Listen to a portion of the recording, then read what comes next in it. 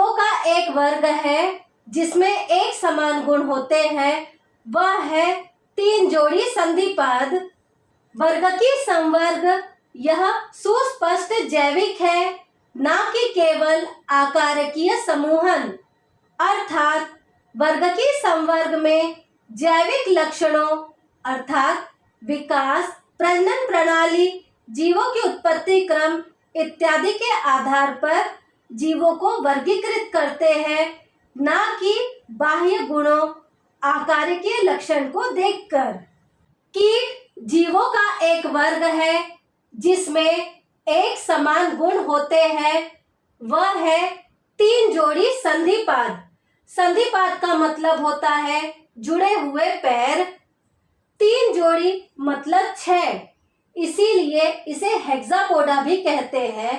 Hexa मतलब 6, पोडा मतलब पैर। कीट के शरीर को 3 भागों में बांटा जाता है।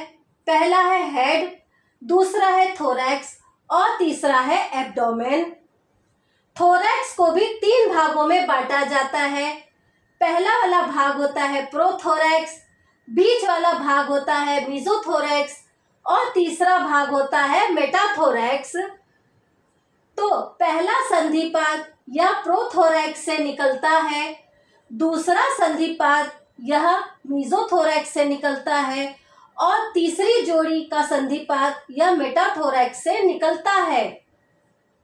तो बच्चों, इस तरीके से कॉन्सेप्ट क्लियर स्टडी के लिए मेरे चैनल को लाइक, शेयर एंड सब्सक्राइब करें और नीचे दिए हुए बेल आइकन को दबाएं। और चैप्टर रिलेटेड कोई भी क्वेरी हो तो कमेंट सेक्शन में जरूर पूछें। किसी जीव को विभिन्न संवर्ग में रखने के लिए किस मूलभूत आवश्यकता की जरूरत होती है?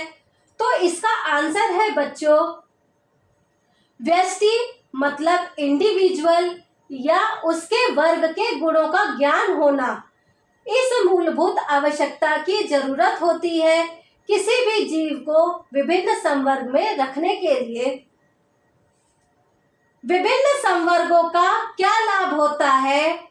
तो इसका आंसर होता है बच्चों, विभिन्न संवर्ग यह समान प्रकार के जीव तथा अन्य प्रकार के जीवों में समानता और समान प्रकार के जीव तथा अन्य प्रकार के जीवों में भिन्नता को पहचानने में सहायता करता है।